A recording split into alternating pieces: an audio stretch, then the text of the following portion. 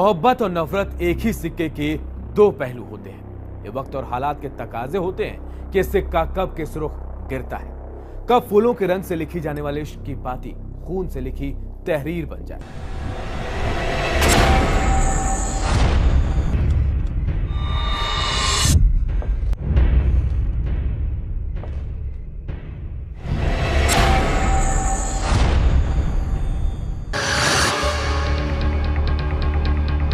उत्तर प्रदेश का मैनचेस्टर कहा जाने वाला शहर कानपुर, यहाँ के एक इलाके में मानो सब कुछ ठहर गया।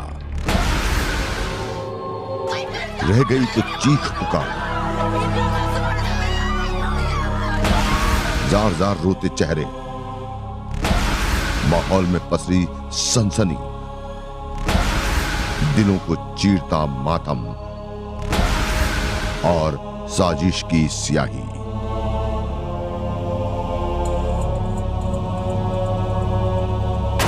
पुलिस आ चुकी थी, लेकिन वो भी हालात को काबू करने में नाकाम साबित हो रही थी, क्योंकि वारदात एक रसूखदार राजनीतिक शख्सियत के साथ हुई थी। उसके परिजनों का आक्रोश फूट रहा था। आखिर इतना कोहराम क्यों बरपा था? कौन थी वो नेता? क्या हो गया था उसके साथ? क्या बेटी के इल्जामात सही थे? अगर सही थे तो पुलिस पशोपेश में क्यों थी? या पुलिस का कुछ अलग रुख था? तफ्तीश की बिसात पर अब देखिए मोहरों की चाल। पहले क्रिएट करते हैं क्राइम सीन। मौके पर पहुंची किदवई नगर थाने की पुलिस के लिए हालात बेहद मुश्किल भरे थे, क्योंकि मामला सत्ताधारी पार्टी की महिला लीडर का था। कानपुर का ये इलाका बाबूपुरवा कहा जाता है। वक्त दोपहर, जगह बाबूपुरवा, थाना किदवई नगर कानपुर। लोगों की आमद रफत सामान्य रफ्तार से चल रही थी। किसी को भी उस जिगर खराश वारदात का अंदेशा नहीं था। दिन के उजालों में जिसकी साजिश परवान चढ़ने को थी।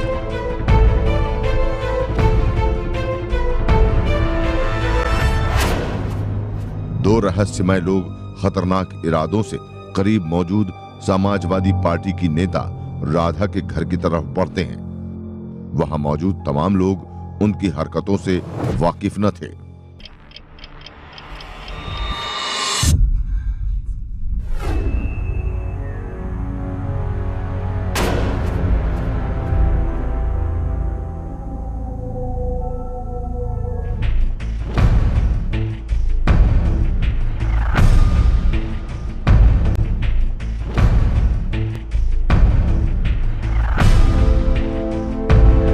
दोनों जल्द ही घर में दाखिल हो जाते हैं। कहीं किसी तरह की कोई हलचल नहीं। थोड़ी देर बाद घर के अंदर गए दोनों शख्स सधे कदमों से बाहर आते हैं और खामोशी से एक तरफ निकल जाते हैं।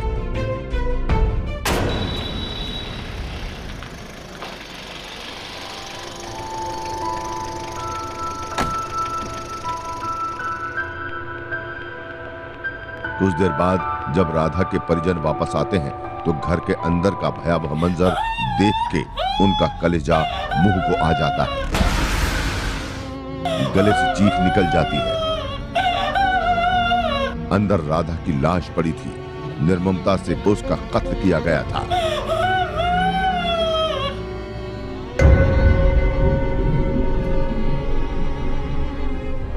पूरा सपोर्ट इन लोग का करते, पूरा मेरी माँ से सपा नेता युग जनसभा के पूर्व अध्यक्ष जो है उनका भी हाथ इसमें।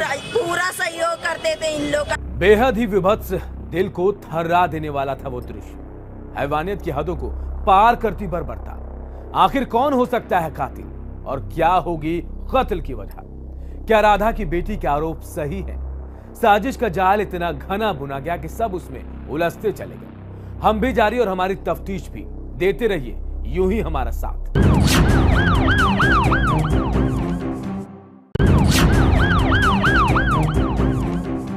तफ्तीश में आप देख रहे हैं कानपुर में हुई रूह को कपा देने वाली वारदात। समाजवादी पार्टी के नेता राधा देवी की नृशंस हत्या की जा चुकी थी। सत्ताधारी पार्टी के अहम नेता का कत्ल पुलिस के लिए चुनौती थी। लिहाजा पुलिस ने राधा मर्डर केस की तफ्तीश शुरू कर दी। इसके लिए राधा के बारे में मालूमात जरूरी थी। पुलिस के मुताबिक राधा देवी एक प्रतिभाशाली हैसियत के साथ बाबूपुरवा में रहती थी।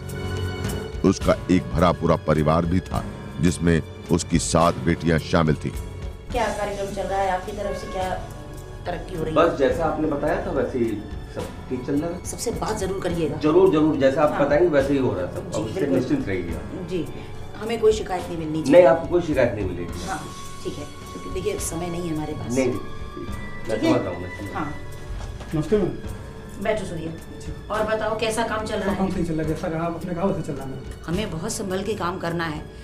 तुम एक काम करो, घर घर जाकर लोगों से मिलो और हर जगह हर घर में अपने पोस्टर बांटो और सब जगह चस्पा कर दो। जी जी। दूसरी बात, लोगों से मिलकर उनकी परेशानी जानो, तभी तो परेशानी दूर करोगे ना। तुम्हारे पास आदमी कम हो वो हमें बताओ, मटेरियल ले लो कार्यालय से, पेपर कागज पोस्टर जो चाहिए, पर काम तेजी से करो बेटा, समय नहीं है हमारे पास। ठीक है, नमस्ते मैम। कुछ वो बताते हैं हम आपको। ठीक, बिल्कुल।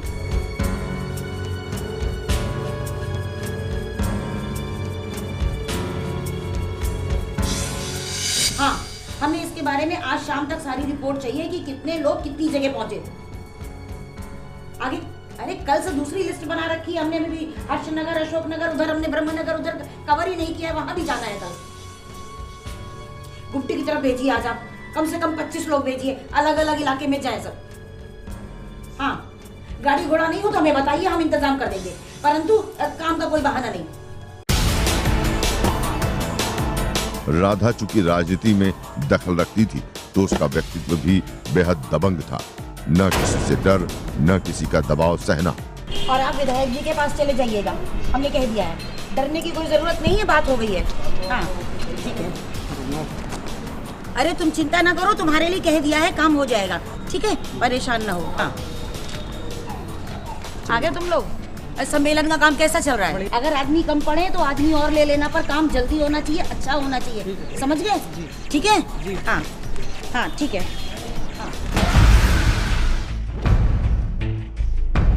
अपने परिवार और राजनीति के साथ साथ उसने अपनी बेटियों का घर भी आबाद करना शुरू कर दिया था। सूत्रों के मुताबिक राधा अपनी 5 बेटियों का ब्याह कर चुकी थी। सार्वजनिक जीवन में होने के चलते राधा का पूरा अतीत पुलिस के सामने था। हत्या की कोई ठोस वजह नजर नहीं आ रही थी, लेकिन राधा की बेटी की नजर में कातिल का चेहरा सामने था और वजह भी ठोस। बंटी यादव भी इसमें शामिल होंगे, क्योंकि बंटी यादव पूरा सपोर्ट करते हैं। पुलिस गहरे दबाव में थी। भावनाओं का ज्वार विस्फोटक रुख अख्तियार कर रहा था। कार्यवाही मजबूरी थी। राधा हत्याकांड एक आसान सी तफ्तीश से ओपन हो गया। पुलिस ने आरोपियों को गिरफ्तार कर लिया। जनाक्रोश से निपटने के लिए पुलिस ने फिलहाल दोनों आरोपियों को पकड़ लिया, लेकिन यहाँ केस बंद नहीं हुआ। तफ्तीश जारी थी। उधर एक शख्स अब बेफिक्र हो चला था। रास्ते का कांटा भी आसानी से निकल गया और जरा भी तकलीफ नहीं हुई, यानी साजिश का हर कील कांटा दुरुस्त साबित हुआ। कातिलों की जमात के लिए जश्न का दिन था।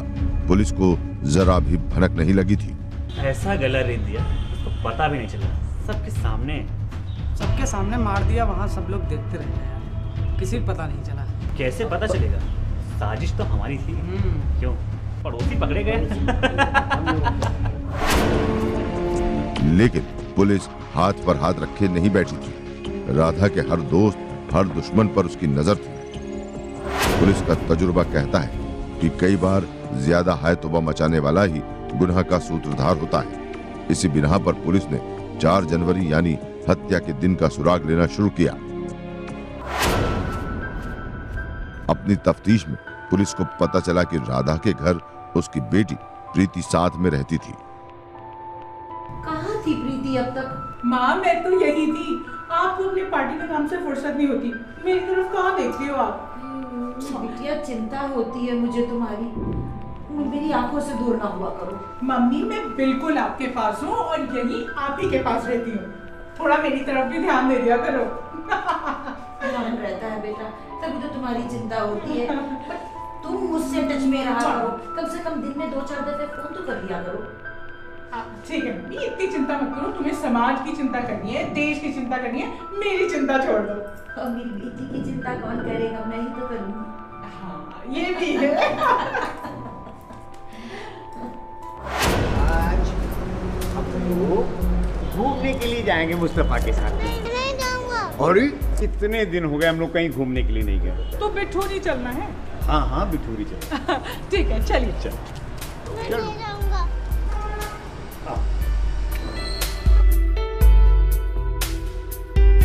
वारदात वाले रोज प्रीति अपने पति अनवर मंसूरी और परिवार के दूसरे लोगों के साथ कानपुर के नजदीक की बिठूर के एक पार्क में घूमने गई थी।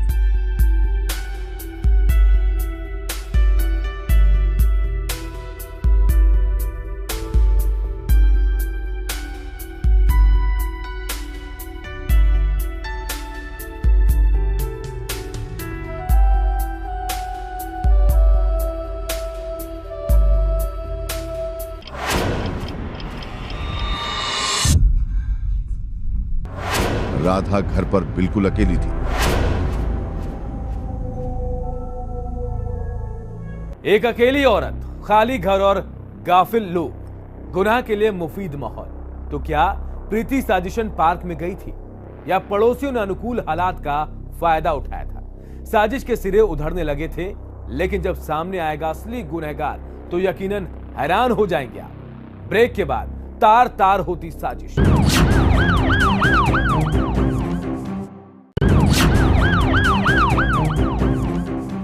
ब्रेक के बाद सुराग दर सुराग वारदात की कड़ियां जोड़ने के लिए हम फिर हाजिर हैं। मामला है राधा मर्डर केस का, जो कि पुलिस के लिए सरदर्द बन गया था।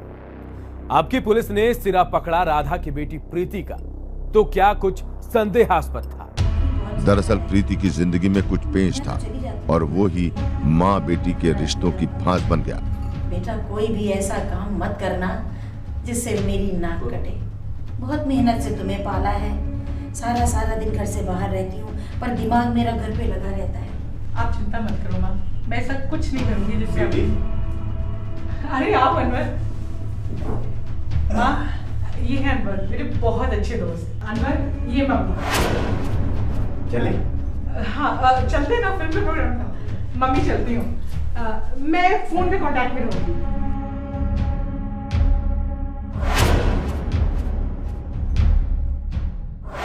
सूत्रों के मुताबिक प्रीति ने कुछ साल पहले अनवर मंसूरी के साथ प्रेम विवाह किया था। दोनों की जिंदगी शुरुआती दौर में आसान रास्तों पर चल पड़ी, लेकिन ये ज्यादा दिन नहीं चल सका। राधा को यह रिश्ता कुछ रास नहीं आ रहा था। जहां मन में खटास हो वहां बन भी कैसे सकती है। राधा की नापसंदगी की वजह भी थी। प्रीति ने तो अपने जीवन की डोर मंसूरी को सौंप दी थी, लेकिन मंसूरी के जीवन में वो अकेली नहीं थी। अनवर मंसूरी ने पहले भी एक शादी कर रखी थी।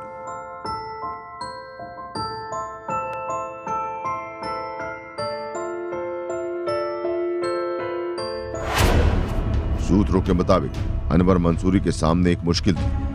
उसने 2 नावों में सवारी तो कर ली थी, लेकिन उसके माली हालत इसकी इजाजत नहीं दे रहे थे। अनवर, घर में गैस खत्म है, किचन में सारे डिब्बे खाली पड़े हैं, कैसे चलेगा? अरे तो हाथ पांव मार तो रहा हूँ और क्या करने लगूं? तुम जिस तरह हाथ पे हाथ धरे बैठे हो ना, तो चल चुकी हमारी गृहस्थी। एक कप चाय तुमसे मांग दो तो उसके बाद तुम्हारी 500 बातें सुनानी पड़ती। तो जब गैस खत्म है कहाँ से दूंगी मैं चाय? तो मैं क्या कोई खाली बैठा हुआ हूँ क्या? चूल्हा तो नहीं जला सकती ना? हम भी जाके कहीं चोरी नहीं करने लगे। गृहस्थी की कमान नई नई ही प्रीति के हाथ में आई थी। उसे जब भी रुपयों की जरूरत होती, उसकी उम्मीद भरी निगाहें अपने पति अनवर की तरफ उठती। अनवर के सामने निगाहें चुराने के अलावा कोई भी चारा नहीं रहता। राधा अपने पूरे परिवार का भरण पोषण कर रही थी। नहीं, दाल आल तो बहुत अच्छी थी, पर भैया चावल जरा अच्छा नहीं था। अब की बार चावल अच्छा भेजिएगा। मसाले वसाले बाकी सब चीजें वैसे ही जैसे हर महीने भेजते हैं। मसाले वसाले सब अच्छे थे और वो उसी तरह भेज दीजिएगा जैसे हर महीने भेजते हैं। अच्छा ठीक है, आप पर्चा बना दीजिए। हम और अनवर ने उससे डिमांड करना शुरू कर दिया।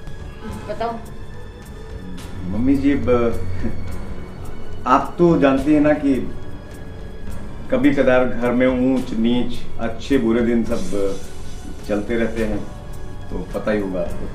हम आपसे कुछ मदद के लिए आए थे। बताओ। तो बाहर किसी से मांगे जाचे तो अच्छा नहीं लगता ना, तो आप ऐसा कीजिए, कुछ पैसे से मदद कर देती हैं तो ज़्यादा अच्छा था। मतलब अब ये कि कहाँ मांगने जाएंगे किसी बाहर से। टाइम तो आप जान रहे हैं कुछ सही नहीं चल रहा है हमारा, तो कुछ पैसे से मदद आप कर दे तो ज़्यादा अच्छा रहेगा। ठीक है, तुम जाओ, चेक बना के दे देंगे। अच्छा ठीक, तो कल सुबह मैं बता दूंगी फोन करके। अच्छा। सास होने के नाते राधा इनकार भी न कर सकी। अरे मोबाइल लाए हैं नया।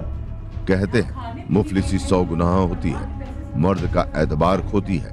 अनवर मंसूरी की मुफलिसी ने भी राधा का एतबार खो दिया। वाह वाह वाह, क्या बात है। मेरे पैसे उड़ा उड़ा के ये अय्याशियां चल रही हैं, निकम्मे कहीं के बेशरम। अरे तो कौन से पैसे हम अपने ऊपर खर्च के ले रहे हैं? तुम्हारी बेटी के ऊपर ही तो खर्च कर रहे हैं। अरे पैसा मांगा काहे के लिए था? रोटी दाल चलाने के लिए। ये यहाँ अय्याशियां हो रही हैं, देख रही हो तुम इसे। क्या मामा मामा, ऐसा निकम्मा आदमी ढूंढा है क्या? एक मिनट, कोई अय्याशी नहीं हो रही है, तुम्हारी लड़की के ऊपर ही पैसा खर्च कर रहा हूँ। मोबाइल खरीद के लड़की के ऊपर खर्च कर रहे हो। अरे यहाँ बैठे बैठे पैसा नहीं आ जाएगा, दे कहाँ से दोगे मुझे तुम? ये अब बहुत ज्यादा हो रहा है इनका। क्या ज्यादा हो रहा है? मेरा घर, मेरी रोटी, मेरा पैसा, और मेरे ऊपर आंखें दिखा रहा है। बदतमीज नहीं का, बर्दाश्त नहीं करूंगी मैं ये सब। वो एक नकारा दामाद होता जा रहा था। दिलों में तलखियां पनप रही थी। राधा की आंखों में अनवर खटकने लगा था, और आखिरकार एक दिन वही हुआ जिसका अंदेशा था। निकलो यहाँ से, मैं कह रही हूँ निकलो। राधा ने अनवर को घर से बेदखल कर दिया।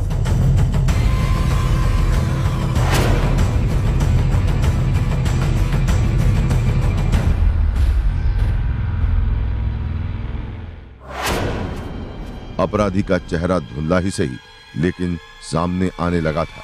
इसी आधार पर पुलिस ने अनवर को धर दबोचा। शुरुआत में थोड़ी टाल मटोल के बाद जब अनवर मंसूरी टूटा तो हो गया गुनाह का पर्दाफाश। पुलिस द्वारा साक्ष्य संकलन के दौरान पाया गया कि उसके जो असली मुलजिम कातिल है वो अनवर है। उसको गिरफ्तार किया और उसी के पूछने पर सलीम पेटी, अनवर और उसके साथ एक अभियुक्त, ये 3 नफीस और शहजादे, ये 4 लोग लाइट में आए थे।